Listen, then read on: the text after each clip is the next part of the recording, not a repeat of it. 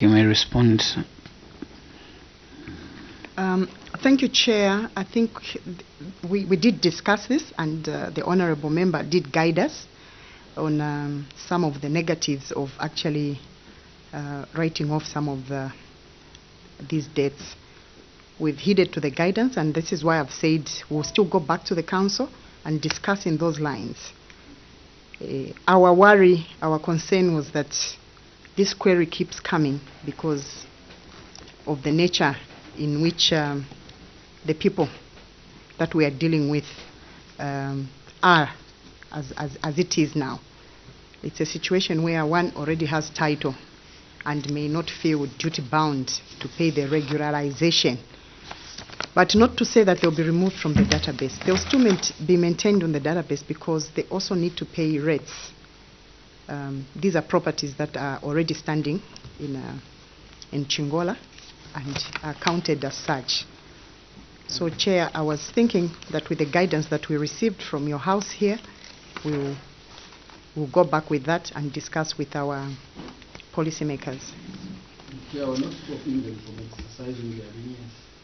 The concern is that when that is made public. Use the microphone. We're not stopping the local authority from exercising their lenience. The fear is that when that is made publicly, those negativities that I've stated will arise, maybe internally and quietly. Maybe it will stop other people from not paying. So that is what I want to state. So if you strongly feel that you have to, but it should be a quiet one. The question from Honorable Dr. Mwanza. Was Chingola Kitwe Road part of the 3 roads that were supposed to have street lights? Chair, the queried roads are in exception of the Chingola Kitwe Road. Perhaps when giving this response, management was trying to show some of the efforts that they've put in place other than working on the queried roads.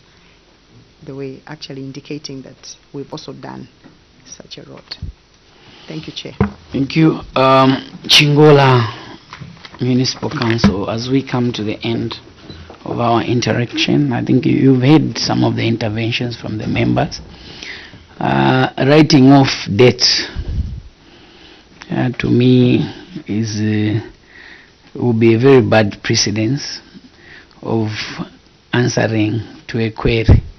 Because all the councils, once such a precedent is set and they hear that this committee actually accepted such a response, they will start saying we will write off, so that it's the easiest way to actually respond to the audit.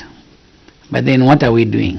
So can we think of innovative ways of collecting monies owed to the councils?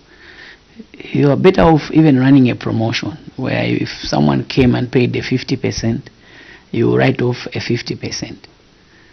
Okay? These are some of innovative ways of implementing such. Form a task force, go on radio, sensitize, and people will be able to respond. Writing off completely, no. We want to uplift the immunity that was given to you with the advice that you go and do diligent work for your council. Supervision, town clerk, you supervise your officers. This issue of failing to avail documentation to the auditors, when we know that auditing is done annually, is unacceptable. It's unacceptable. Officers that neglect to do their duties completely, town clerk, you have conditions of service.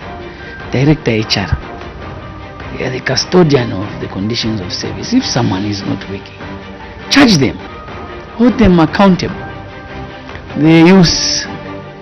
The irregular withdrawals of cash, I hope your submission that you don't have such a query in 2024 is truth, because the regulations are there. Government has a reason why they don't want cash to be withdrawn and paid. They've said paid directly into the users or suppliers' accounts, not cash, because there has been a lot of pilferage. So we don't want to conclude once again that no, there's this continued withdrawal of cash because the major beneficiaries are ourselves.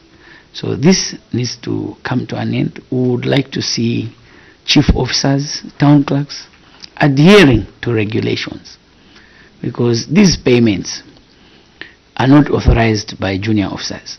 They are authorized by you, the senior management, and then sometimes being implemented by the juniors. So you are the ones to question them.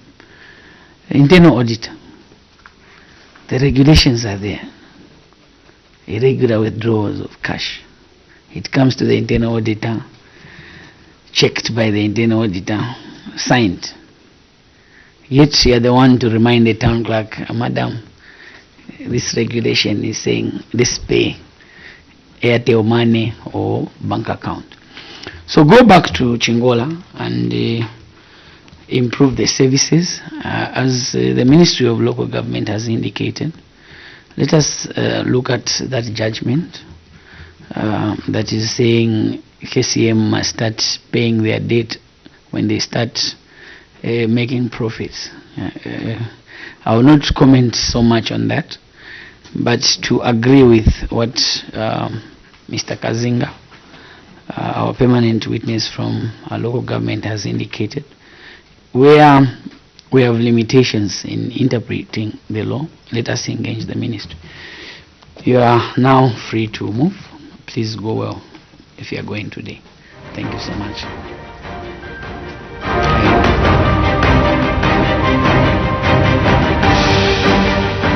Thank you for still being with us on Parliament Television. That was the local government accounts in which they were receiving a submission from Chingola Municipal Council on the consideration of the report of the Auditor General on the audit of the accounts of local authorities for the financial year ended 31st December 2023.